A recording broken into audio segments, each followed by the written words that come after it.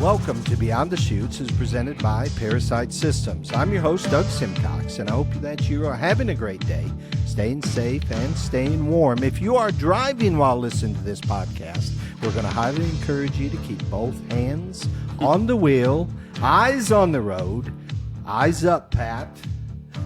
Today, I am recording in Peffard, New York. Am I saying that right, Sam? Peffard? Very good. Very good. You like that? Yeah. And BTC, Beyond the Chutes, is on the road again. We're sitting here at the table in Sam's recording studio at the Rawhide Ranch in Peffard, New York, with not only my co-host, Sam Swearingen, of course, two-time world champion saddle bronc rider with the North America Rodeo Commission, and Mr. Pat Tooley. At one time, he put on a great rodeo in upstate New York, Clarkston, New York. And we're going to be talking a little bit about that today. Welcome, Pat, to our recording studio on this Tuesday afternoon. Well, thank you very much, Doug. I really appreciate this. Great to have you with us. And we've known each other for, 20-some years? You and Sam probably known each other, 50, 60 years, something like that? Oh, pretty close to it through his father. I knew his father from work and all that stuff. We both belonged to the same union and that. Okay. So we'll get into your work life and that sort of thing. As we go, the order of events here, talk a little bit about growing up. What earliest memories? Where, how? Well, I was born in Greece, New York, which is outside of Rochester there, and back in 1946. And excuse me, the neighborhood, you go down through there now, there's nothing but a big mall and all kinds of fancy houses. And for some reason, when you go down that road, you come to there where I was born, that house is still there, all covered up with ply. The windows are all boarded up, but that house is still there. The house is there today. Today, today. Goodness. Oh, my goodness. Okay. And it's like I say, that was back in 1946, and that house is still there. Okay. And how long did you live in that house? well, we moved out of there in 52. Okay. So Because I'm the oldest of 10. And my mother had 10 children. 10 children. In Oldest. You are the oldest of 10. I'm the oldest of 10. How much older are you than the youngest? 15 years. 15 years. And they had 10, my mother had 10 kids in 15 years. And we go boy, girl, and there's no twins. Boy, girl, all the way down. All the way down, and there's less than a year between me and my sister. Like my birthday's on the 29th, her sister is on the same month on the 8th. Oh, my goodness. And my youngest brother was 15 years younger. She had 10 kids in 15 years. 10 kids in 15 years. That's a lot of going now. That's Yeah. And do you remember, did you have to take care of the kids? Oh, yeah. Yeah. Oh, yeah. Yeah. And nice thing about being the oldest and the first one there, I got most of the new clothes. Did you? Yeah, and, back in the late 40s and 50s and that, things were tough. And my father was a general contractor. Napping? Pardon? Your dad was napping after all the work, taking care of the kids? I think he did a little nap there once in a while. Sorry about that. Yeah, that's all right. But, So he was a general contractor. Back then, a house builder, a general contractor, he did everything. I mean, they poured the footers, laid the blocks, about the only thing they didn't do was electric and plumbing. That's when a general contractor was out there with his tools doing everything. Okay. Not like some of these guys that claim they're builders and all this other stuff, Start to finish. They did Yep. finish work and everything. Yep, Hung the everything. cabinets, set the countertops. Everything. Wow. A lot of times he ended up making his own cabinets. Really? Cabinet And maker. He was an excellent carpenter. Guys would call him up and give him dimensions, and he could build you a set of steps, and he wouldn't be an eighth of an inch off. Or you give him the width of your house and all that, he'd cut your rafters right there in his barn. And he was good. How did he get started? Do you know? I really don't know. Okay. But I know he was very miserable to work for. Very miserable. So you did work for him a bit. Oh yeah. But if it wasn't for my years working with my father, I wouldn't have had the work ethics that got me through my career. Okay. And to this day, guys that I have taught say that my favorite thing was, this is the way I want you to do it. And if you don't, my father would say the same thing. This is how I want you to do it. Well, after you do the same thing so many times, you kind of want to try something different, and he wouldn't stand for it. Okay. We did this one job in the city there, and he was an excellent. After his contracting days, his partner got killed, and he went to work for the overhead door company, and he worked out of Rochester, but the overhead door would hire him, and like he worked in Fort Worth, Texas. There, them big hangars, he would put up them doors and all that, Okay. And he was very stubborn, but this one job we did in the city, he threw me off more times. The bus driver on the city transit bus knew me by name, would help me put my tools on the bus to get a ride back to the shop. Really? Yeah. Okay. But, when with my career, when I started in training guys, and I would tell them, this is how I want you to do it. And when they would call me up and say something was wrong, I could tell them, basically. And one of the things that I wouldn't let them do is have a radio or anything to distract them. Okay. Because I run asphalt. I was in charge of 5 asphalt plants over the years making blacktop. Okay. And I could tell just by the sound of what was going on with a plant or something. If something was plugged up or something. So asphalt plants. I made the blacktop. You made the blacktop. You weren't pouring it. You weren't laying it. I didn't want nothing to do with it. And how many years were you in that business? 22. 22. And how'd you find that business?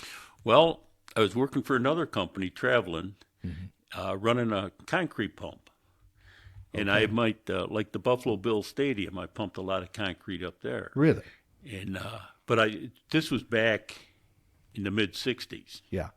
And, when you got done with a job, I would call in because we didn't have cell phones and all that stuff back then. And an operator would tell me, well, you got to be in Harrisburg tomorrow at 5 o'clock, or you might have to be in Philadelphia. And then you'd finish up there and they'd send you back someplace else. So pumping concrete. You drove the truck in, drove the rig in? With the pump.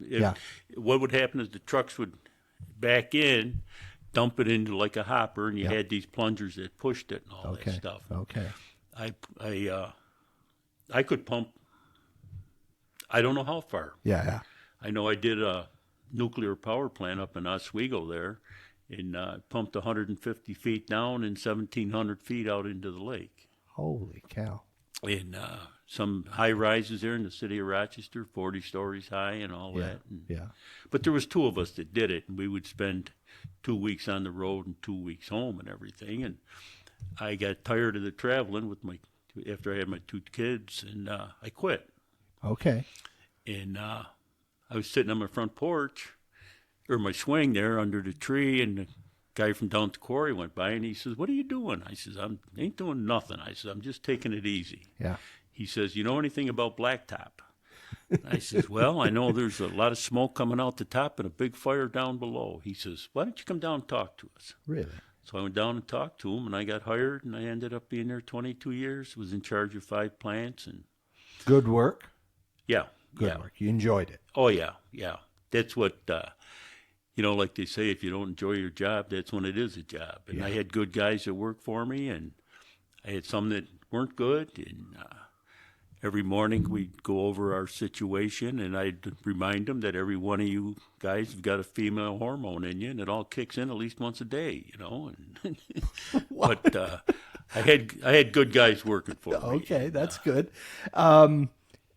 So backing up before that, I'm sitting here looking at pictures of you when you were 3 years old. 3 years old, the first one. Got the 6 shooters on. Got double holsters. Oh yeah. What an outfit you're wearing. Oldest of 10, probably oldest of 2 or 3 at that I point. wished I still had that outfit. It'd be worth some money. Be worth some money. So always been drawn to the cowboy stuff? Yes, sir. And when I was 5 years old for my first communion, my grandmother bought me my first horse. Really? Yep. Okay. So you weren't living in town anymore then? No, we had moved down to, my father bought a little farm down in, still in Greece, but it was only 5-6 miles from where we used to live. Okay. Down there, and he had a barn, and he had about 15 acres. And okay. I had my horse. And you could ride all the acres? Oh, yeah. In fact, things were tough, and when I was 10 years old, my father lied about my age so I could get a paper route. Okay. And I rode that horse for till I was 18. Graduated from school in 65. Delivering papers off the back of your horse? Off the back of my horse. I would leave the house every morning at 5:30, and we would be back at 6:45. Okay. And in the cold weather, and it gets cold up here. Didn't matter. Did you ride with saddle or ride bareback so you could stay warm? With my warm? saddle, because I had my little paper bag. Oh, you had your paper bag. Okay. And some of the sections, there'd be like 4 or 5 houses. I mean, back then, back in the 50s, the paper 7 days a week was only 60 cents. Yeah. And some of the people wanted it brought into their doorstep. Sure. Well, I'm not going to go in and out every driveway, so I would ride across the yards. Oh, no. And people complained, Did and they? I told them, I said, no way. I said, I'm paid to put it in your mailbox, not your front steps. Well, when I started riding Old Tex, we'd go up to the one house, and Mrs. White would be there every morning to give him a carrot. Then we'd go to Mrs. Ellis there. She'd give him a piece of apple. And and he knew that route better than I did. Delivering newspapers. Yep. How many years did you have? They took it away from me. They took it away from me when I was 18. When I graduated from high school. Would you plan on that being your career path? No. But I had to put my horse down. Oh no. How old was Tex at that point? 33, I think. Oh my. Okay. But he was a good little horse. Yeah. And when I graduated, my grandmother says, "Well, Patty, what would you like for a graduation present?" This is 1965. 1965. I said, "Grandma, I'd like a Mustang." And she said, "I don't think I can afford another horse." I said, "No, Grandma, it's a Ford Mustang car. And back then you could get a real good one for about $3,500. Brand new. But she thought I meant a Mustang horse. Yeah. So growing up, was there rodeo around that you remember? Yes, there was. There was in the city of Rochester. They were at Edgerton Park. There used to be. In fact, I've got a program a guy gave me from back in the third. I should have brought it. I'll give it to you because I don't know what I'm going to do with it. From back, I went to him when I was younger and all that, but I never. I never really got involved. Well, I've been going to Attica Rodeo 58, 59 years. Yeah. So was Attica, okay, so one of the things Sam and I, no, it's okay. One of the things that Sam and I have been talking about is how did rodeo kind of come to be in upstate New York? Well, we've got some pretty good cowboys up here We that do. people don't know about. Yeah. Like Tommy Kimmel. I don't know if you know him, Sam. His father's the one that got basically the team roping started. Fred Kimmel. Fred Kimmel, yeah. And Gary Mazurka and Bernie Buckemeyer and them guys. I'm very curious about Edgerton Park. I've never heard that they did rodeos. Yeah.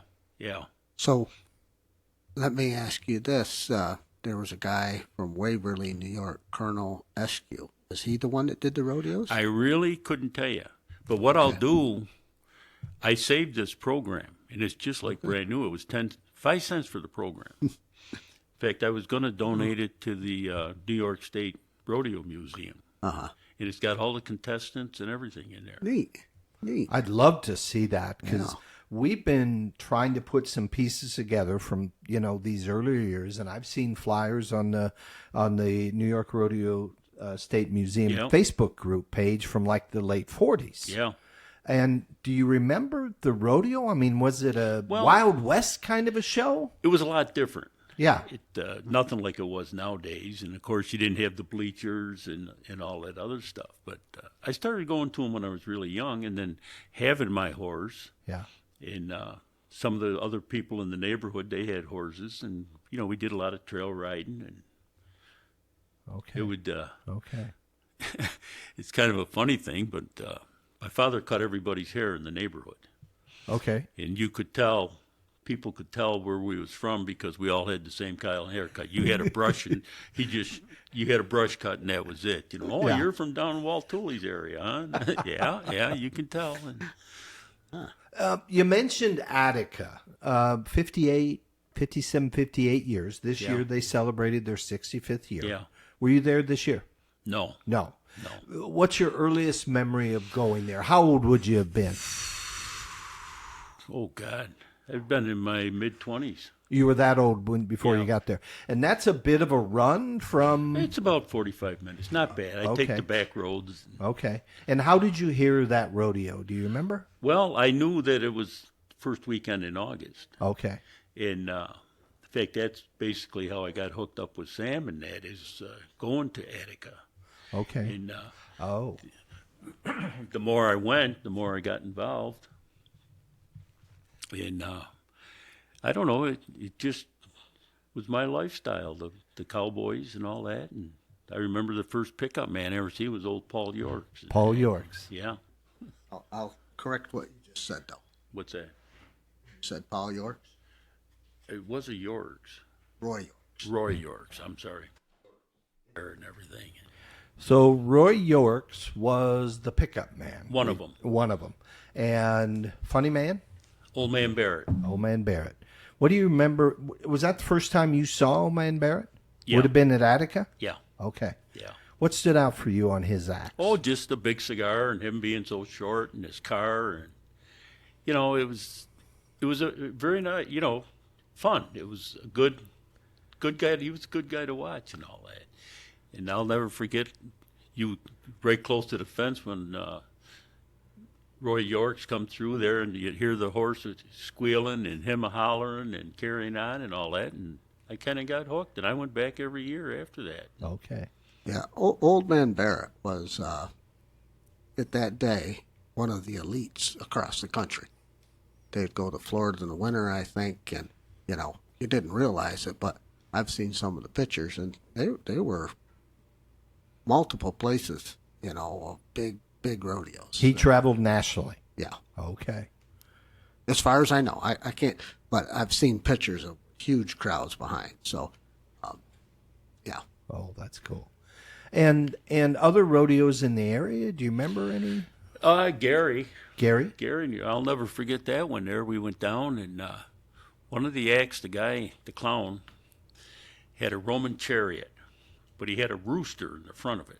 Okay. And when he come in that arena, that rooster, feet could just barely touch, and that rooster was kicking up dirt like you wouldn't believe. My wife, and we still laugh over that. Okay.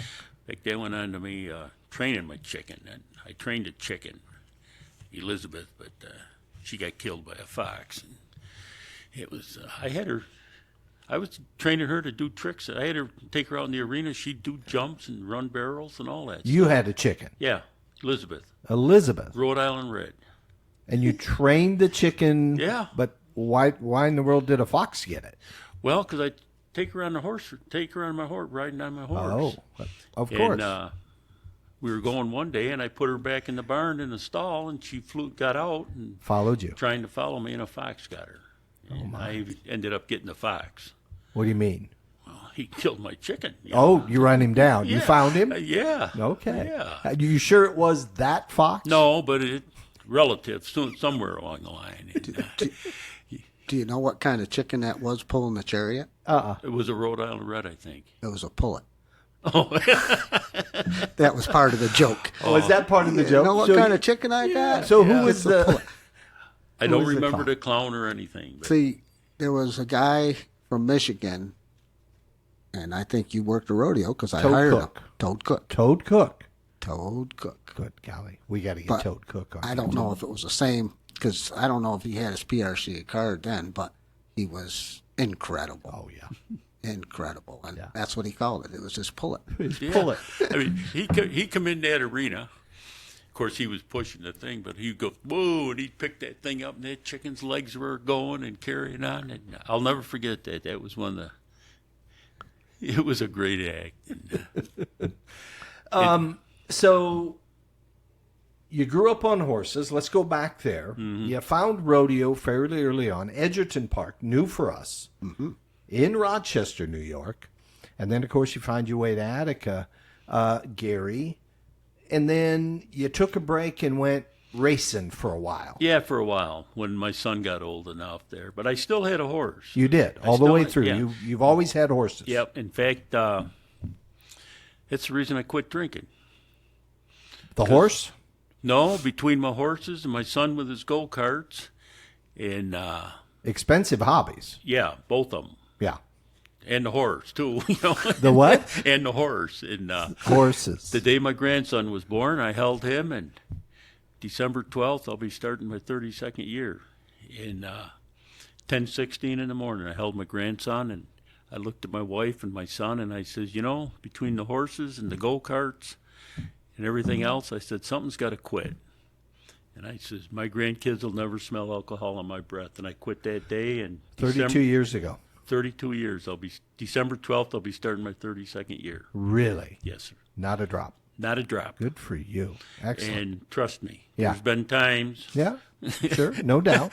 No doubt. My favorite saying is, you know, I've had good times, bad times, highs and lows, ups and downs, weddings, funerals, and never even thought about drinking. But about one more day with you guys, I'm going to get me a six-pack. You know, but I've never, and been to Vegas where it's free. Never had a drop in be starting Good for 32 you. years. Good for you.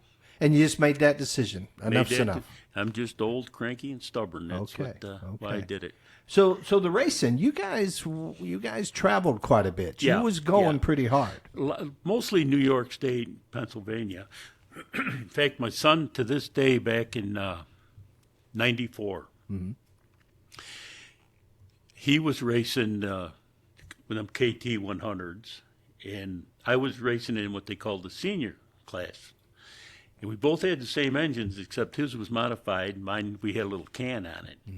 In the one race, the Cherry Valley Classic, I qualified, I won the pole, won my heat race, and I started in the race. And my son, he won the pole, won his heat race, and set fastest times. And to this day, the New York State Police were doing the timing.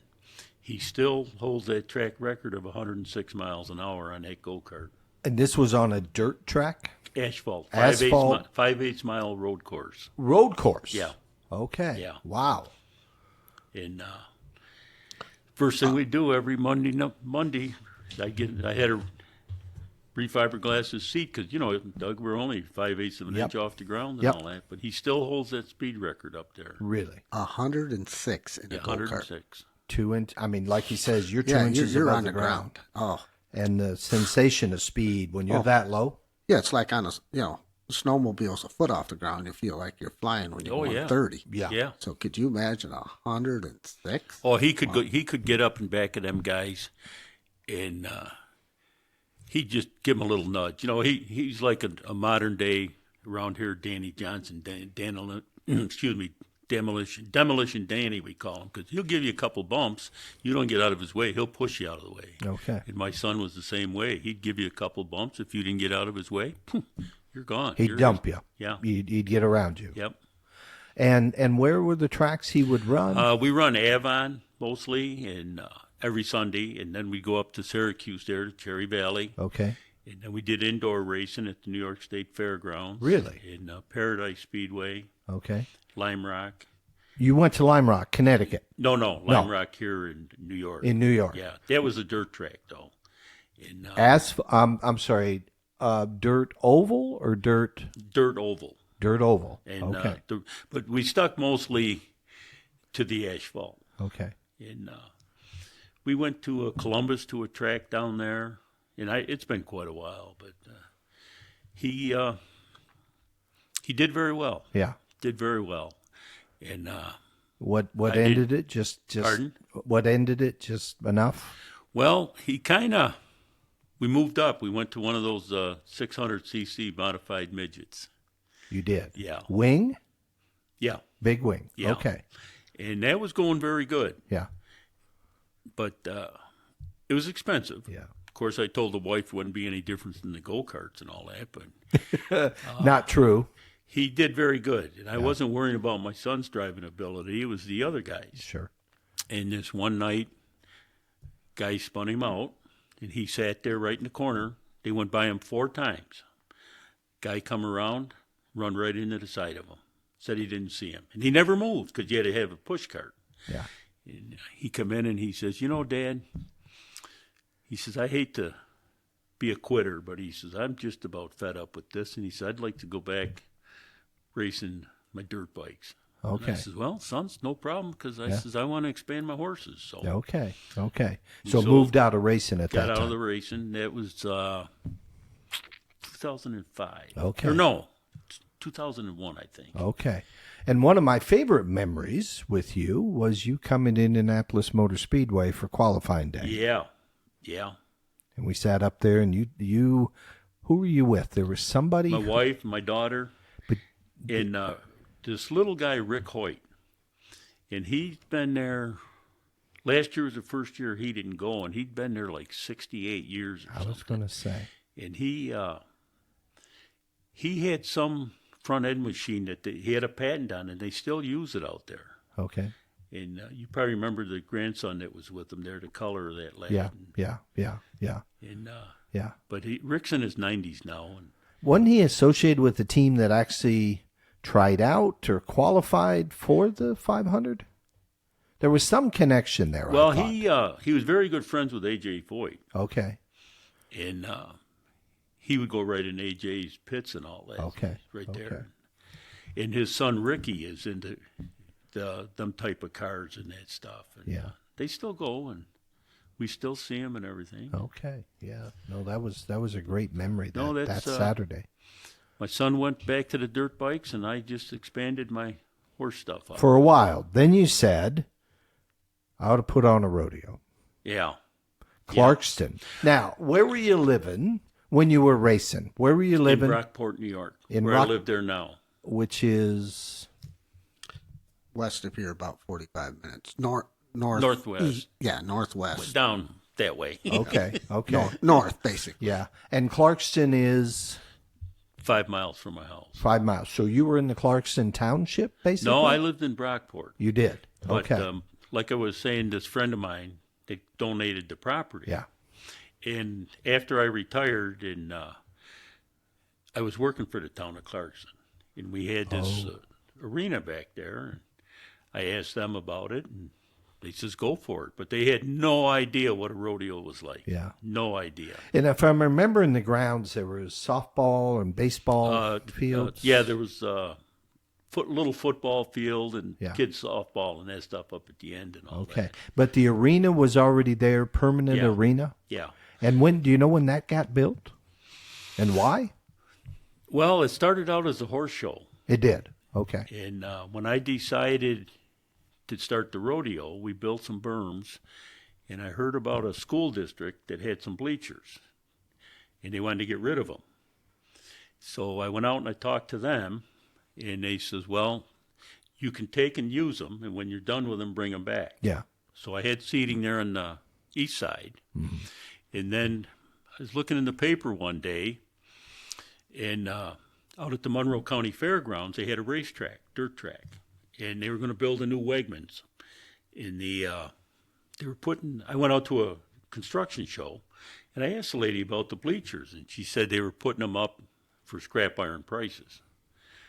So I says, I'd like to get in on that. Yeah. Well, I went back home, and I talked to the supervisor in Clarkson and one of the assemblymen and that I knew, and we pulled some strings, and I got all them bleachers for $100. Holy cow. Yeah. Okay. And the town went out, and we took them down and put them up, and I had seating for 3,500 on both sides. So when did you decide, I'm going to put on a rodeo? When did you say, we're going to go?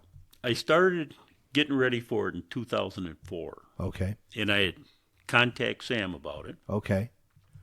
And you guys had met how? You and Sam? Basically through the rodeos. Yeah. I've known of Pat, but I'd never really met him to speak of. Okay. We probably shook hands a time or two, but never really in a conversation.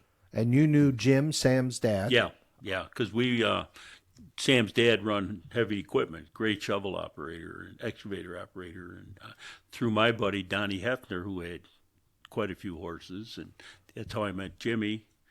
And Donnie's the one that donated the land. Yeah. I see. Okay. All the connections here. Okay. I think that's how I met you. Was Donnie was looking for a broodmare or something, and we come down here, and your dad was showing us what you guys had and all that stuff. And I'm sure it wasn't one of mine, because Donnie had good bred horses. He didn't want a bucking horse. Well, he was looking for something, some kind of horse or something. Well, my father could have had some horses here. Yeah. I see. Just down the road here it was. Yep. Because I remember coming up this road, and Jimmy says, well, we got some here. We went over there and looked, and we went over here, and we looked all around at horses and all that stuff. There were a lot of horses back in the day. Absolutely. So no background in promoting any kind of events. Not a drop. Back to the racing, you never said, I'm going to put on a race, and we're going to invite people in to race. Nope. So why rodeo? Why? Well, where this arena was, we had to go back in past the lifetime assistance. It was special people. That. Yep, I remember that. And we would ride there on Tuesday nights. Mm-hmm. I was president of this horse club that did horse shows and all that. Well, we would meet there on Tuesday nights to ride. Well, when we went by them special people, they raised so much heck that their counselors would bring them back. And the horses were entirely different with them people. Yeah. Old Rose and Eddie and Paul and them horses would put their heads down and just like they knew something was wrong. Yeah. You know? Yeah. Well, they raised so much heck that they would come back there. Well, when I thought about the rodeo, and I talked about to Sam with it, and I started traveling with Sam in 2004, going to different rodeos to see how people got treated. Yeah. Like you went to Benton, good facilities, they take care of you. We did one in Jamestown. We had a camp right on the main street. I see.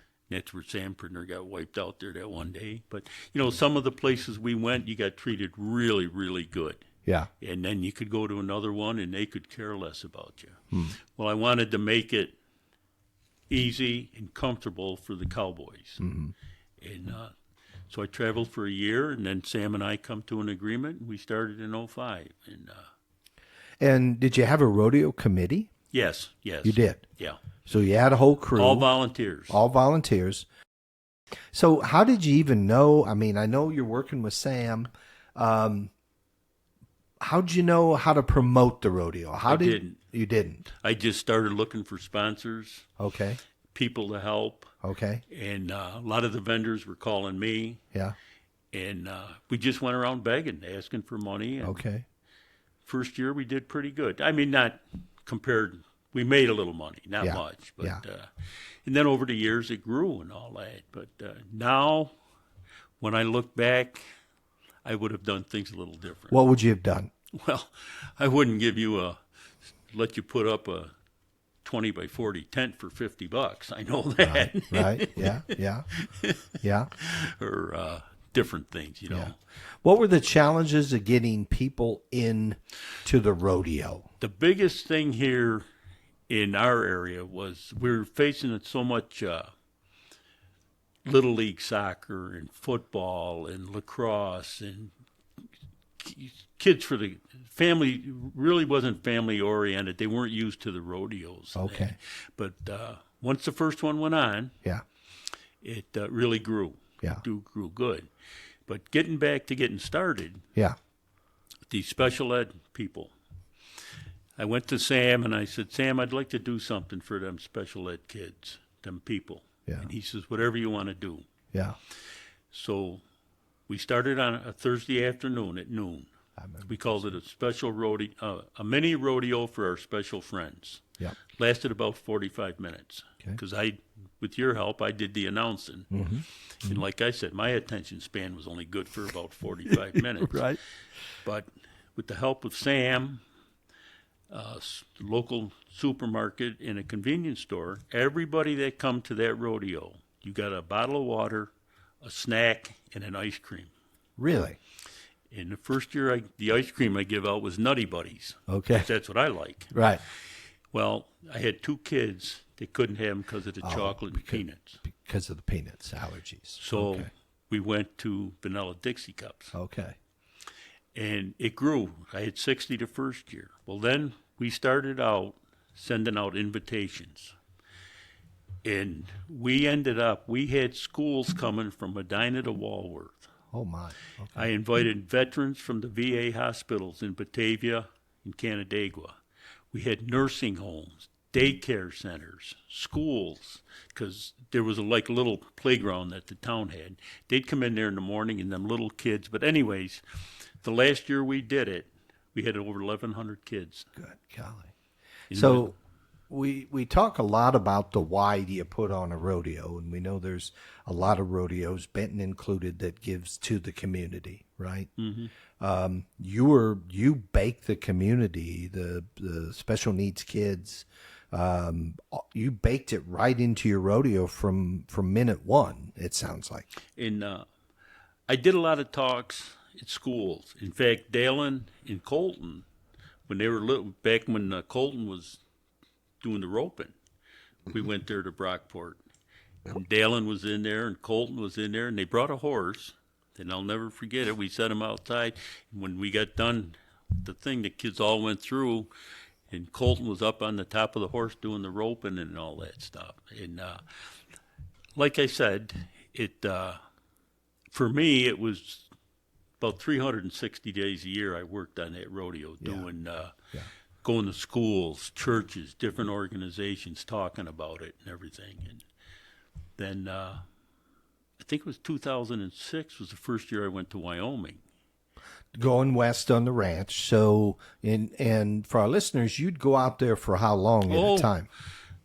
One year there, I was there pretty near 3 months. Really? Yeah. Same ranch? Same ranch. Okay. Up in Grass Creek, Wyoming. Okay. And I'll never forget it. Of course, I kind of wander here a little bit, but I was out there over a couple months, and I got a letter from the wife, who I'm very fortunate let me go. In fact, I think she's glad to get rid of me, but I called it a Dear Pat letter. Dear Pat, everything's good, no problems, kids are going good, blah, blah, blah, blah. Love, Donna. P.S. I know you're having a good time. If you want to stay longer, go ahead. Now, the mail only come twice a week out there. Okay. And it took about 3 weeks to get a letter out there. Okay. Well, I've still got this letter because it wasn't dated. Okay. I've got it hid. Yeah. I'm not going to say where. Yeah.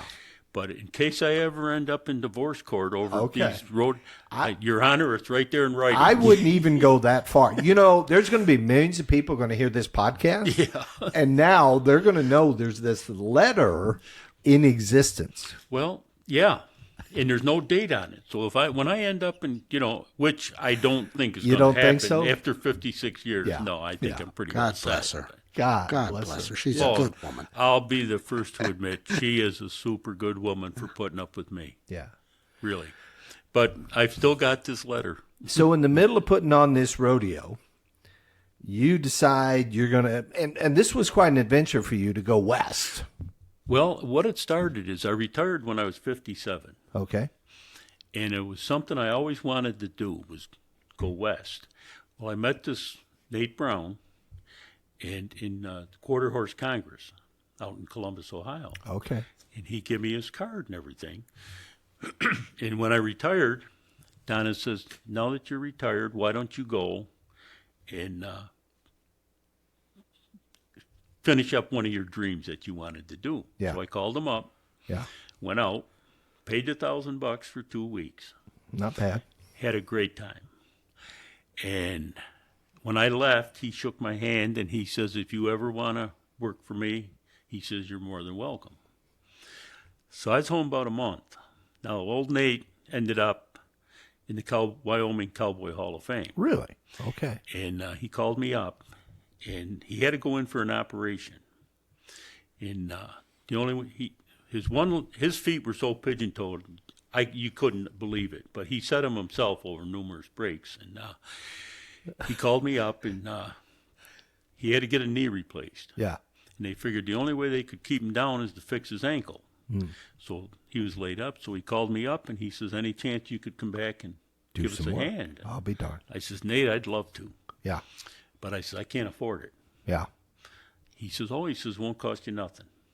I says, well, let me talk to the wife. Yeah. So she says, well, if you want to go, go. Yeah. Well, then Nate called up, and I said, yeah, Nate, I can come out, but I said, I don't know if I can afford airfare. He says, it ain't going to cost you nothing. We'll pay for whatever you want to do. Really? Nice. So I drove. Yeah. Took all my gear, my own stuff and everything, and went out and helped them. And I started going back. I was out there 12 years. Really? Okay. And didn't cost me a cent. Yeah. But I would help them. But you were a cowboy. You were a ranch hand. I got to do the real thing. Yeah. And we'd spend some years. One year there, we was out 9 days sleeping in the sleeping bags and really? Okay. with the herd and all that. And the biggest herd I helped them move one year was 1,100 head. Really? And I got to do be with the real cowboys. Yeah. Not pretend like I am and all that. But I've been through the lifestyle and some of before I went out, I read a book from Tim O'Byrne, Cowboys and Buckaroos, to hear the different rules, unwritten rules that nobody knows about. You know, you don't ride in front of the Wrangler. Okay. The first thing you do is don't upset the cook and, Yeah. you know, sit in the middle so you don't have, if the gate's open, and all this other stuff. Don't have to climb out. I was kind of quiet. Yeah. Didn't say nothing because Yeah. I really didn't know what I was doing. Yeah. Well, this one, and I was helping Brandon, and I messed my shoulder up real bad. And I was living on Tylenol, Advil, anything I could get. Yeah. This old cowboy, his name was Paul, he come walking over, very quiet. He says, Pat, he says, you're hurting, ain't you? I says, real bad. He says, do you mind if I work that shoulder over, see if we can't get you straightened around? I says, yeah, go for it. Well, I want to tell you, I thought his thumbs were going to come through my shoulder. Really? That hard? Oh, terrible. Yeah. Well, he caught a nerve just right now. Oh. Well, now everybody's looking at me. I says, well, I got to play this up. So oh, God. Oh, my God. I'm carrying. And I looked up at him and I says, Paul, if I could get you to shave your legs, I'd marry you. Well, that was the worst thing I could have said today. But it broke the ice with the other cowboys. Yeah. And it was almost like I got accepted, you know. Yeah. And they kind of took me under their wing and all. But I felt sorry for Paul because, how them guys picked on him. Yeah. But we became best of friends and everything. Worked it out of your shoulder? I ended up coming back and getting surgery done on him, a rotator, and they took 12 spurs out of it. Oh, jeez. But I was young and I didn't want to be a hindrance, you know, and had a couple other things. Old Nate said, wherever a cow goes, my horse can go. Yeah. Well, I was riding this big old horse. He was a cross between a Percheron and a Tennessee Walker. And heifer took out, and I went out and brought her back. And I see the cows going over this cliff. Well, me and old Big Tim, we start down that cliff, and I looked over, and the real cowboys are sliding down on their hinders. And here I am on Big Tim, and his feet are up alongside my head. Oh, my. Okay. God. We got to the bottom. He put his feet down, and I walked off up in the ravine there and kept the herd going. And Greg comes up, and he says, for a cowboy back east, he says, you just did one hell of a job. Well, Greg, I says, I didn't want to be a pain. I said, just trying to do my job. But I didn't want to tell him I peed my pants and stayed in my shorts and everything else. Sure. But, it was things like that and the real cowboy experience and that stuff. That, well, that's helped me out neat. You got to live that lifestyle. Oh, yeah. And what lessons did you bring back with you? Well, it's hard to say. You got to think things over. You be a little quiet. And for years, Donna wouldn't go with me. Yeah. And I always told her, I says, if you go before I do, you're going to Wyoming. I said, you're going to be in a metal can about so big around and so high, but Okay, and I'll okay. describe the trip to you. Yeah. Well, one year, it'd be 6 years ago, I got a call, and they asked me if I could come back in May and help them out, because I always went out in August, and Yeah. one of the wranglers had died, and they needed some help, if I could come out. And I said, yeah. I said, let me see what I can do. So I asked Donna, I says, what are we going to do for our 50th? She says, whatever you want to do. I said, pack your bags, lady. You're going to Wyoming. Going to Wyoming for So the for our 50th 50th anniversary. I took her on a 3-week cattle drive. Oh, my goodness. Did she have fun? Did She loved it. Yeah. I think it was the biggest mistake I ever made, because this ranch, 66,000 acres, and Yeah. the headquarters was 4.5 miles off the road. Yeah. I figured if the day ever come where she'd throw me out, I could go out there and hide, and she'd never find me. never But now find she loves it, and she's been back with me. Good for you. Good for her. And we stayed 3 nights out with the herd, and she loved that. Must be I didn't put enough rocks under her sleeping bag or something. 'Cause, she really enjoyed it. And it made me feel good, because when I would come back, I describe what was going on, and she got to see the life and all that. Okay.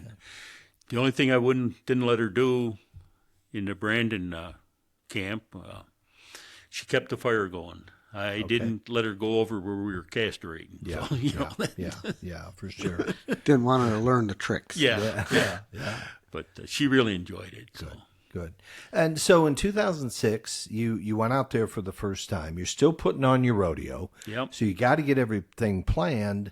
You're working a lot of time on this rodeo all year long. Now you got the ranching thrown into the middle of this. Was the ranching part of losing some of the steam to the rodeo? No. No. Okay. No. In fact, the ranching part kind of helped, because I did a lot of, not a lot, but I did a few talks at different churches, men's clubs and all that stuff. And when I would go, I would take my saddle, my bedroll, my ropes, all my gear. Okay. And I would set up like a display. 'Cause Okay. This one guy tried to tell everybody that our ropes we used were nothing but clotheslines. Yeah. And I would take all my gear, Okay. plus my catalogs from National Roper Supply, Valley Vet, Snyder's and all. And I would show them guys. I said, here's 100 different style ropes. Here's 150 different saddles and bits and bridles and all that stuff. And it worked out really good with the rodeo experience, and the ranch thing helped out a lot of my talks and that stuff. Are you still giving those talks? You Once still in a have while I opportunity? do, yeah. Good. Yeah. Good.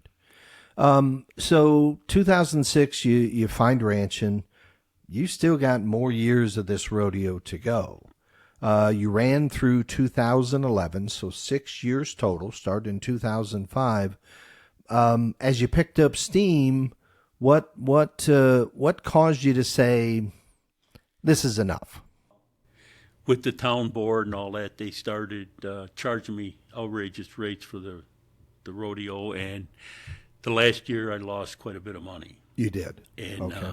Sam was very good. He took what I had, but I made him a promise that I would pay him back, and I got most of it done. I saw him a little bit, but and I explained things to him, and he worked with me. And if it wasn't for that deal, I would probably still be doing it. Really? I would have Okay. changed things a little bit different, but Yeah. it was a great experience. So, and I know we talked about this earlier. I know you're down and you're helping out in Benton, that great rodeo association down there. What, if you were to do it all over again, I'm going to ask it kind of again, what would you do differently? Actually, nothing. Nothing. Okay. No. Because I thought it went very well. We had good turnouts of cowboys. Mm-hmm. And I there would be some changes, little changes, but I thought the way I went about it, and with Sam's help, it went really good. Good. And it helped out with some of my experience there, helping out at Benton, and good friend of ours, Dave Hazlitt, I've been to his rodeo and helped him out. And North Washington. Yeah. met some great people. And Good. Okay.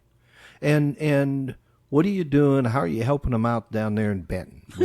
I was down there for this year's rodeo. I saw you on a Saturday. Yeah. We stopped by on the way through. Looked like you had your hands full. You were working. You were getting things done. Well, it's like every organization going. We got 600 shareholders. Mm-hmm. There's only about 4 of us doing all the work. Yeah. Okay. But we do have some young people coming up. You do. We had some problems with a couple shareholders, but we've got a lot of good young people coming in, Yeah.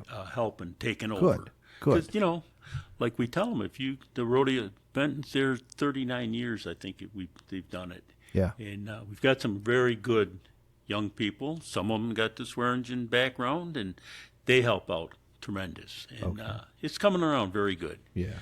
We're making, this year, since COVID, we've had record crowds. Yeah. In fact, 3 years in a row now, the state police have shut us off, won't let us sell any more tickets. Okay. And we're going to put up more seating for 500 more people. You are. And any day now we should be getting our delivery on them new bleachers. Where are you putting the new bleachers? On the timed event. Timed event in? Where, we had them 2 little sections of wood ones. Yep. We took them out and poured a concrete slab in there. So by the French fry stand. Yeah. Okay. Good. Good. And the going to Benton, they do youth rodeos there once a month, right? Oh, yeah.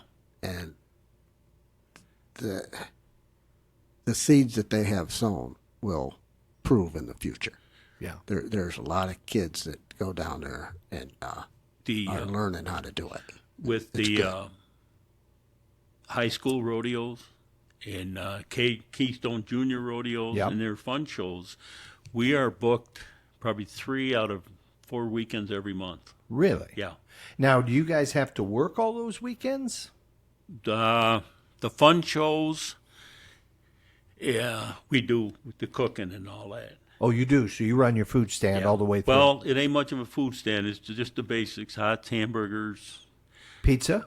No pizza. Okay. Hot hamburger, sausage, pierogies, and macaroni and cheese. And soda and that. But we can't. There again, there's only 3 or 4 of us doing it all. Right. But we do very good. Yeah. And another thing that's come along really good is we have a big Indian powwow there the last 2 years. Oh, you do? Oh, that's very good. Really? Yeah. Okay. That's taken off for us. Okay. But word got out, and with the improvements and different things, we have like 3 out of 4 weekends, we have a rodeo of some type going on there in Benton. Okay. What I always appreciated there was they not only worked on the arena, tons of improvements over the years. Oh my goodness, new announcing stands and nice new bleachers everywhere. But they also helped the cowboys and the cowgirls, the infrastructure back there, making sure there was water and electricity and that sort of thing. Yeah, we put new water out there in the parking lot there for all the cowboys, and we're going to put a little more in. We're not doing electric because that is very, very expensive. Okay. Before we put any basic electric out there, we want to get new lighting in the stadium. Okay. And upgrade some new lights. We want to go to LEDs. Oh, really? We had 3 years ago now, I guess, we had that tornado go through and wiped our poles out. Yeah. We got a nice donation from the Pennsylvania Tourist Organization. But it cost us $28,000 to put new poles up. Oh my goodness. Okay. And it was a big expense, but we got it done. And we're making improvements there. Some of our buildings now, we've put new siding on them and got the roads fixed up pretty good. And we're getting there. We're getting there. Getting it ready for the next generation. You bet. And when are you going to do VIP up above the announcer stand on both sides? As soon as we can get some VIPs. Good answer. That would really look very Western up be, there. yeah. You already got the announcer stand. The only problem with that, and I guess you could come in from the other side because you don't want to walk people through where the horses are. Yeah. But you could come in from the creek side. Yeah. Yeah. And but that would put the Western touch to that whole place. If we could get the money in that, the last 3 years we've been done very well. We've bought a couple new mowers. lawn arena stuff and upgraded our electric. We're making quite a bit of improvements. And what's nice, we paid off all them old bleachers, or the new ones there. We had a loan on them. That's all been paid off. All the aluminum bleachers are paid off. Yeah. And we have a separate account where, say, if we do have a bad year, we've got enough saved that we can take care of the contractor to pay them and not have to borrow money and all that other stuff. And Wow. it's going along really good. Yeah. Great facility, and every year they're doing. I can remember when they relocated the announcer stand from that creek side in the corner. We one of our things in the future is to put a roof up over that whole top up there. Up by the announcer Yeah. stand and speakers where everything, Yeah. all the sound goes. No, great place to go. We were there on the Saturday night. We saw you. I was in that old section of bleachers down by the timed event, right in front of the French fry stand. I sat on the top row, my wife and I. So I guess that's now a memory because Yep. those aren't even Yep. going to be Yep. there anymore. And what's made it nice with the new kid, the younger generation that's coming in there, they went with the online ticket sales. Yes, And that was went nice. over very big. Yep. Sunday night for the Bullarama, by 7:45 at night, we parked 1,080 cars. And it was sold standing room only. And, we had a few complaints because, people should know that if the event starts at 7:30, don't come in there at 7:30 and think you're going to get a front row seat on Right, something like right, that. right. And, but we've got it handled pretty good, and the police are working with us really. The community's starting to come around. Yeah. We got the road fixed. That was really bad there, and got the road all rebuilt. And So what's your total seating capacity there now with these brand new bleachers you're putting? it'll be over 4,000. Over 4,000 people. Yeah. Yeah. And if we have a good year, we want to put some more on the other side of the timed event. And Oh, you're just doing the one side one of the section- timed event one right section. now. That little section there is pretty near $80,000. And how many seats? 300. Are you kidding me? Yeah. Wow, there's behind the scenes, Sam. You want to know what it's going to cost to put a rodeo together? And this is an A lot of years established. to cover my- that. Well, we have the money though. Yeah. See, that's why we decided to do it. I mean, we went the right way. We put a concrete slab in there, and it's going to tie in with the other ones there for their handicap ramp and two Oh, sets okay. of steps and all that. So it's pretty much a continuation from Yeah. the side. yeah, Okay. yeah. And to our listeners, if you haven't been to this Benton Rodeo, they'll be celebrating 40 years this year. Yeah.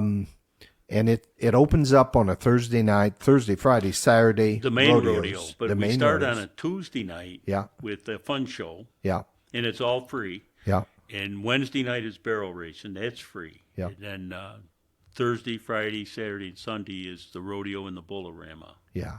And And get your tickets now. Don't. And, oh yeah, yeah. And be there by 7:00. And oh, and I'd get there by 6. And I got to tell you, there's great food there. Yeah. Whether you're into pierogies or pizza or Olaski. hulaski. Huluski. Huluski, Yeah. which is wonderful. If you haven't had that, I think it's the official food of that rodeo, if I'm not mistaken. I heard somebody say that one time. It's we go through a couple 100 pounds of cabbage. Yeah, I know that. Absolutely. And pizza. My Pizza. goodness. And it's frozen, and it's pizzas that you're getting from a pizza Yeah, company, right? A a restaurant. little pizza stand down in Bloomsburg. And they bring it in, and the pizza ovens are right there. So you're eating fresh out of the oven, burn your fingers type pizza. You got it. You might have to wait a minute. We try to stay ahead of time, but Yeah. once in a while, and the price is really reasonable. Yeah. $3. You know, Absolutely. And the milkshakes. with that's another. See, the main food stand is run by a church, Yeah. and we give them a percentage. Okay. And they have been able to put a roof on a church over in Africa and have a well drilled with the that money that they've made off the that rodeo. You bet. The Benton Little League takes care of the milkshakes, Yep. and they've done very good. the fire department. French does fries. French fries. The Lions Hand Club. cut. No kidding. Hand cut French fries. You want to watch them, they'll cut them in front of you. Yep. Everything's fresh. Yep. And the Boy Scouts help out with the parking, and the community is really good. The wrestling club now is been involved. The high school wrestling, You bet. helping us put up fence. Rodeo and wrestling. Rodeo and wrestling. Rodeo It always and comes wrestling. down to that. Yeah. It just does. Yeah. And two other things I want to talk about. One, Thomas Brothers Hattery is always there. Western wear. Western wear, Western right? wear. Yeah. Yeah. Your friend, Dave Thomas. I guess, yeah. Yeah, he's a good friend. Yeah. Very good. Always got great hats and everything. The set up best. there. Yeah. The best. Did you ever see a movie, Grumpy Old Men? Yeah. These two together. Yeah. Is that right? Well, I have to be grumpy with him. Yeah. Oh, he's. But through Dave Thomas, Yeah. he judged horse shows all over the world. I mean, Okay. Germany, Australia. Yeah. He knows a ton of people. How many people, the average person from back here, would be able to say that you stay at Ted Turner's house, ranch, and when you walk in, Ted Turner, when I left there last year, he says, if I ever hear you guys are in Texas and you don't stay here, your hinders are grass. Really? And when you pull in, he says, you know where your room is. He Yeah. says, Ted Turner. Ted Turner. TNT. Yep. TNN. I don't know what it is. I think it was TNN. TNN. TNN. Back in the day, right? Okay. And And not only him, Or but CNN. Didn't he did it start become CNN? CNN? Or, I think he started CNN. not only Okay. him, I'm not but sure. the different cowboys. It's basically reining, and Okay. cutting horses and that stuff. Sean McQuay there and different ones. I'm a little nervous. I can't remember all the names and all that stuff. But the people that Dave knows is on Carol Rose. You go to Carol Rose's ranch, and we know a couple of them trainers right there. And I, if I'm not mistaken, and Sam, maybe you can help me with this. Dave Thomas, isn't he a wrestling Judge. referee? Yeah. He's Yeah. big into wrestling. And I know he was awfully proud of landing Cal Sanderson Yeah. at Penn State. He was pretty proud of that. Although he's New Jersey, right? Yeah. Okay. All right. Right. Yeah. He's in kind of. He's in New Jersey, but it's kind of right there, the New York, Pennsylvania, Right up New in Jersey that little corner. Okay. Yeah. Okay. But, Okay. yeah. He's quite a character. I get him something fierce. We always talk wrestling. Yeah. Yeah. Absolutely. But I get him. I'll watch the PBR or something at 2:00. Well, Dave is always, he won't watch it till 7 at night on the Okay. rerun. Well, I'll watch it in the afternoon. No. I'll call him up about 5 and I'll, hey, want to bet lunch? Dalen's going to ride tonight. I think he's going to get 88 or 87. Or I said, you want to bet Dalen don't ride? Yeah, I'll bet you lunch. I'll bet you dinner. Well, this went on for a couple of years before he realized that I was you watching, were watching it live. Yeah. Yeah. He was on tape. He never live. paid up, though. He never Didn't he? paid No, or anything. No. And before we leave the conversation at Benton, you got to talk about Saturday morning performance, the Special Kids Rodeo. Yeah, it's going good. We've lost a few from age. They're getting older and all that, but we still, it's put on by us in the community there, and we still feed them and give them gifts and do a little rodeo for them and horse rides, and that's still going good. I'd like to see them make some improvements, some suggestions to get more kids involved, but we're working on that. Okay. And, I'd like to see it get as big as mine someday, but Yeah. That was always a very, very important part of that rodeo. Well, and that, I've done a handful of them through the years at different places. And there's 3 that stand out. Pat's, of course, Benton, and one in New Jersey, Okay. Skillman, New Jersey. Okay. They did it for Down syndrome kids.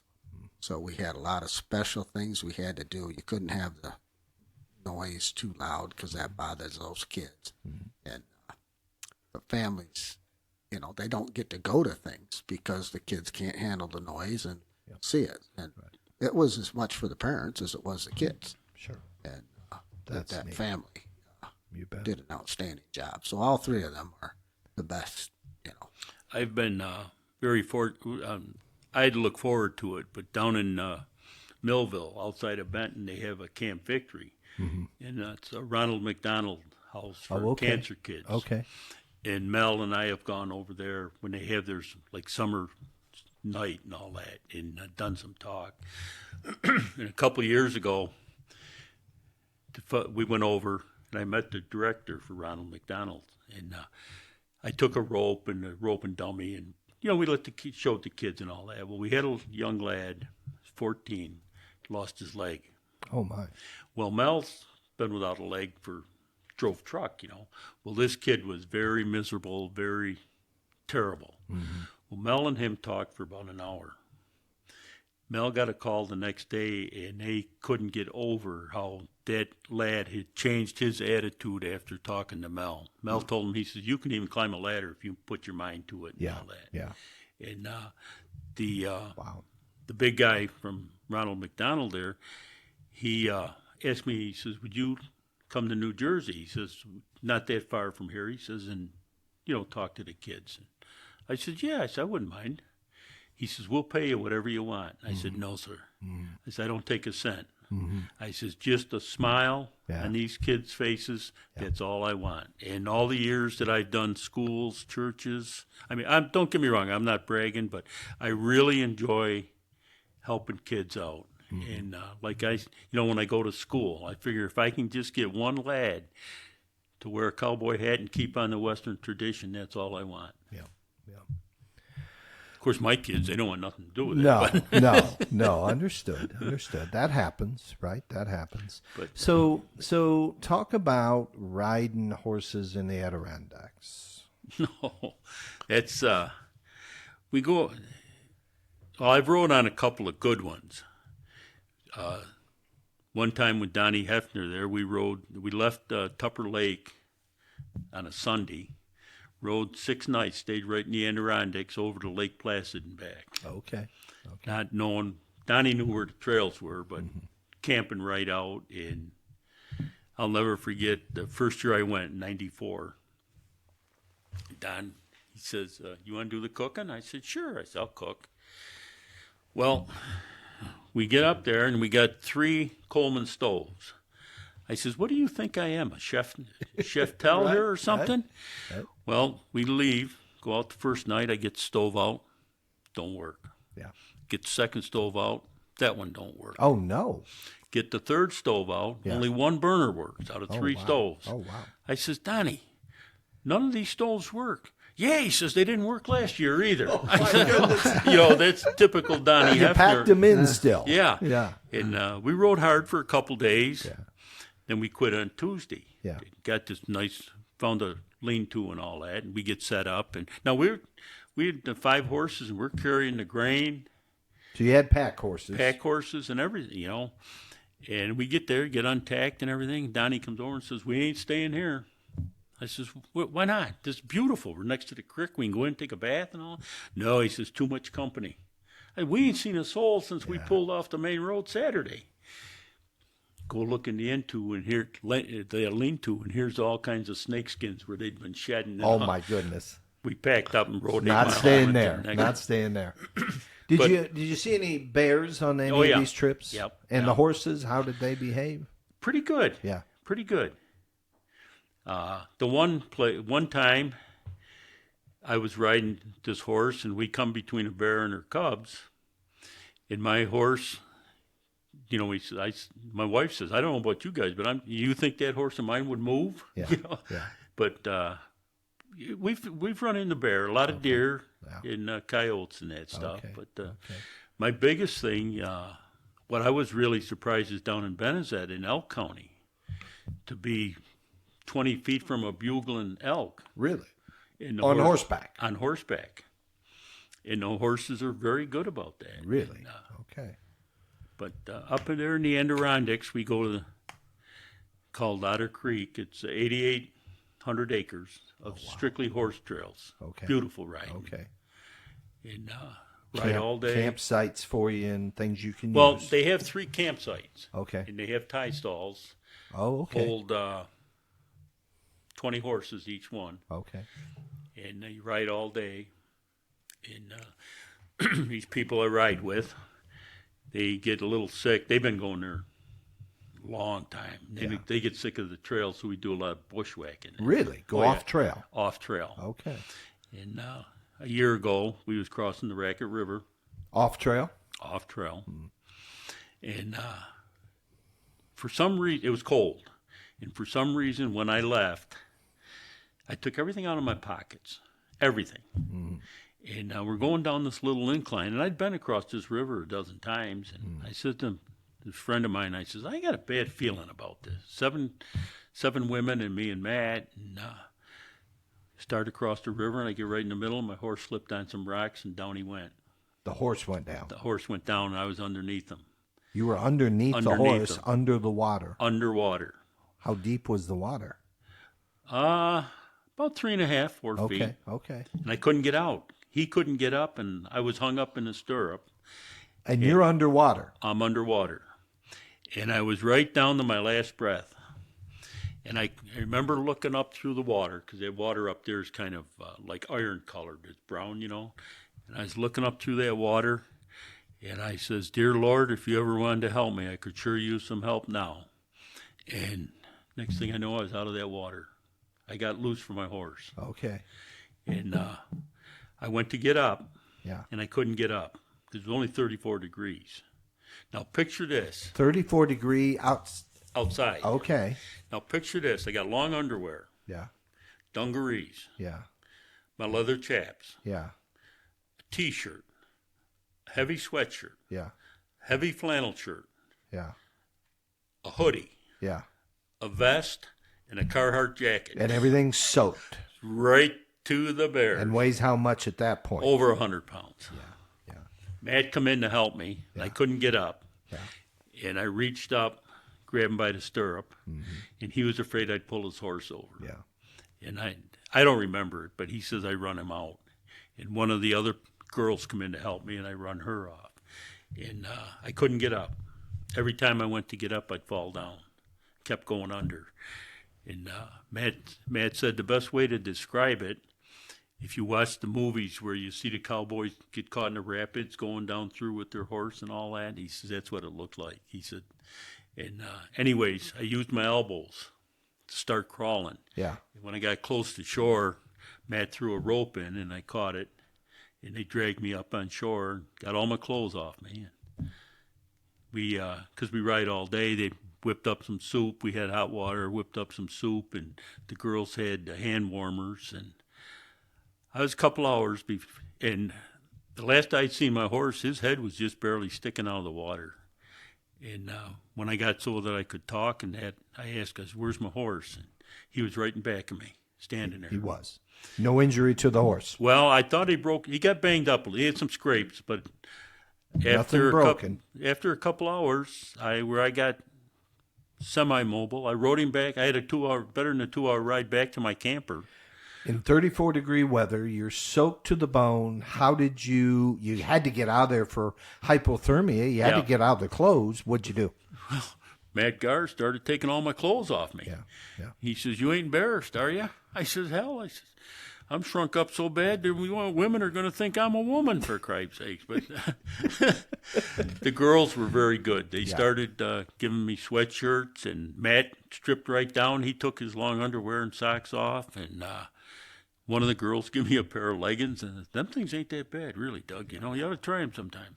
Because we was going to be gone all day. I was shaking Sharon and Elizabeth. They fed me some soup, and the girls, I say girls, there was 14, 15 teenagers, you know, and they had hand warmers. They put them on me, and after a couple hours, I got so that I could ride, and I rode my horse back to over a 2-hour ride back to my camper. Goodness. Turned the heat up to 100. Yeah. Changed clothes because I was still wet. Crawled in my sleeping bag for over 3 hours before I got mobile again. And, really? Well, thank goodness you were with other folks. Oh, yeah. Right? And, like I had mentioned to Matt, I says, as much as you hate to see something like that, with these young girls, the one girl, it was her first time on a big trail ride and all that, and a couple, and the other girl, I'm glad it happened to me and not somebody else. Right. And it was quite an experience. And then after telling my wife and the kids about, Sharon took a picture of me just as I was entering the river and had it made into a jigsaw puzzle. And then I didn't say nothing, but Elizabeth, a good friend of mine, she told Donna about it. Well, then between my wife and kids and grandkids and all that, after 72 years, they kind of talked me into retiring. You were 72 years old when this happened? No, I was 76. You were But 76. I've been riding horses for 72 years. You were 76 years old when you went down in the river? Yeah. Yeah. Wow. Matt said, he said the average guy wouldn't have made it. He said, but, no. But the family says, you've been, Grandpa, you've been riding horses and had accidents for 72 years, and you ought to think about retiring. Yeah. Well, I did. You did. Sold the horse. Sold the horse, sold my trailer. I didn't realize that I didn't need 65 brushes and 48 lead lines and all this other stuff. But now that the winters come on, or the bad weather, and I got a lot of time to sit around, I'm kind of sorry I did it. Yeah. But I've had a very good career on, and I'm still doing rodeos, and I'm still going to them. And Sam took one of his rodeos there. I got busted up pretty bad, and he's a great housekeeper, Sam is. Oh, he took care of you, did he? Pardon? He took care of you? Oh, yeah. Okay. He made a bed up for me and everything. Okay. One of his rodeos in Huntington, one of his bulls run me over, and I dislocated my left shoulder. Oh, my goodness. Broke my right shoulder. And how old were you then? Oh, I don't know. That was quite a few years ago. Yeah. I was in my 60s. Yeah. Early 60s, probably. Yeah. But went to Mike, his brother Mike put me in the chute and put my shoulder back in, but the one that was broke, they took me to a little hospital, and Holy cow, you was banged up. doctor gave me some real good stuff. Man, I was a happy camper. For a while, yeah. Not only that, but all the women that were helping, they were bringing me my food and feeding me and everything. And So you got next year's rodeo. You'll be back to Benton. oh yeah, Okay. And coming up here pretty quickly, you got kind of a big trip lined out. next week I'm going to the NFR. You are? Yes, sir. How long are you going to be out there? We're going Tuesday and come back Saturday. Okay. Will you go to the Thomas and Mack? Oh yeah. Okay. We last year we were there. Okay. I've been there, I don't know, numerous times. I started going to the PBR back in '96. Okay. And last year, we met this gentleman there, and he's the barn manager. He's been out there 25 years. He's a barn manager. And what had happened is Dave Thomas's son, who was a Navy SEAL, and he's a lieutenant in the New Jersey State Police, got a great sense of humor Yeah. right there. Well, there's a pharmaceutical convention going on, and we had these women believing that they were nothing but legalized drug pushers. And, well, this Paul heard us. Yeah. He come over and joined in. Well, him and Dave got talking, and this Paul had been to different horse shows that Dave has been at and different things, and we become very good friends. Well, now we call Paul in the morning, and we get to go out back in the barn where all the stock. And Oh, wow. Yeah. Very nice. Okay. And I've been in touch with him. We're going to meet up with him next week. Okay. And Dave is very good friends with Marty Barnes, who's got some bulls out there. He gets us our seats. Okay. Marty does. Yep. Okay. And Dave knows a few of them people. Yeah. In fact, Marty Barnes, his daughter is trying to be Miss Rodeo America. and Oh, all this that. year? She needed a white hat and bought it from Dave Thomas. Oh, very nice. Yeah. Excellent. Yeah. All the connections. This is cool. Yeah. And it's nice, a lot of people, well, Sam's been there because he's had stock out there and all that, but you get out back and see what goes on and all that. And do you go to the convention and such? I mean, yeah. A lot of rodeo clowns that have worked with us. Oh, yeah. A lot of talent. I see Robbie Hodges and, I see all the guys lined up there. And,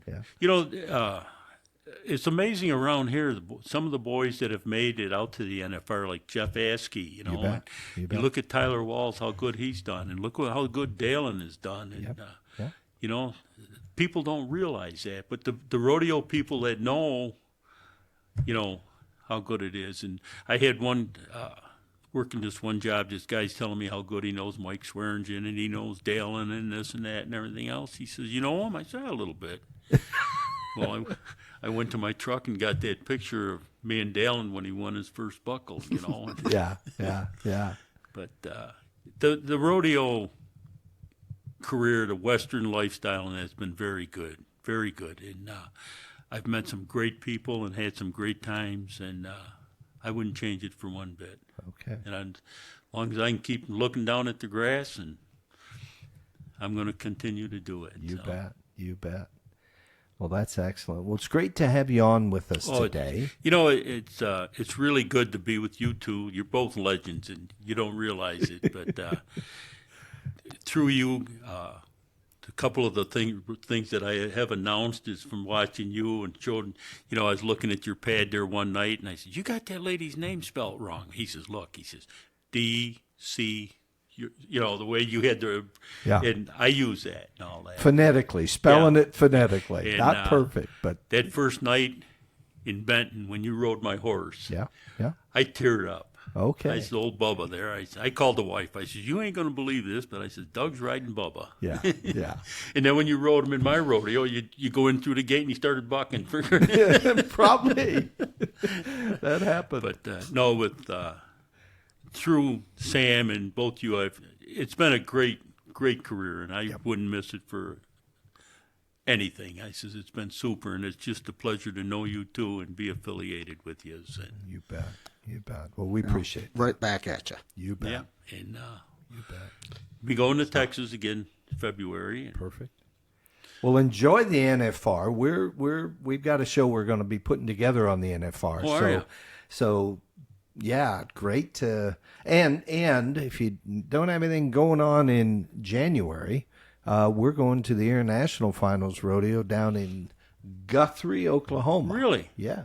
Sam and I, and Mike's coming along with us, and we'll be doing some recording down there as well. I'll have to see about that. Yeah. Yeah, we're going to Texas again and spend the day at the hat companies. Perfect. Yep. Well, good. Well, we appreciate you being on the show today, Pat. I really appreciate this, and I don't want to sound like, I'm bragging or anything, but it's just part of my lifestyle that I'm very proud of. I'm proud to be a cowboy and wear my Western attire and what I've done, and I really enjoy it. It's like Sam and Mike and the whole Swearingen family, and it's a pleasure to meet them and be affiliated with them. And you bet. I wouldn't trade it for anything. Very well said. Excellent. And hopefully I'll have a few more years. Absolutely. Well, we're looking forward to it. Like when I see somebody, shake their hand and how you doing today, and I'll tell them it's the best day of my life. And, well, why is that? I said, well, I'm looking down at the grass. My name's not in the obituaries, and I get to see nice people like you. And I says, if I see you tomorrow, I'll tell you the same thing. You bet. That's what I look forward to. Well, that's neat, and that's a good thing to share with folks as you go. I really appreciate this. So. You bet. Well, we appreciate you coming. And to our listeners, we hope that you enjoyed this episode of our podcast today with Pat Tooley. If you do, please share it with your friends. We're up on Facebook. You can find us on Spotify, Apple Podcasts, YouTube. You name it, you can find us. All you got to do is search for Beyond the Chutes and follow us. Remember, check out the New York State Rodeo Museum Facebook group page and become a member. And we'd like to say thank you to ParaSight Systems for their support with our podcast. ParaSight System is a push-button parasitic diagnostic system for your pasture animals, horses, cattle, goats, sheep, and chickens, and for your companion animals, your dogs and your cats. You can find them at ParasightSystems.com. And remember, we have a coupon, BTC023, for 50% off your test kits. Go online, order it up, use that coupon, save some money. Let's do some testing, and maybe we can reduce our treatment of parasites. This is Beyond the Chutes with... Sam's wearing. Pat Tooley. Now, wait a minute. Let's do this right. All This right. is Beyond the Chutes with... Pat Tooley. And Sam Swearing. until next time, this is Pat Tooley. I'm sorry, this is Doug Simcox saying thank you for listening. Thank you very much.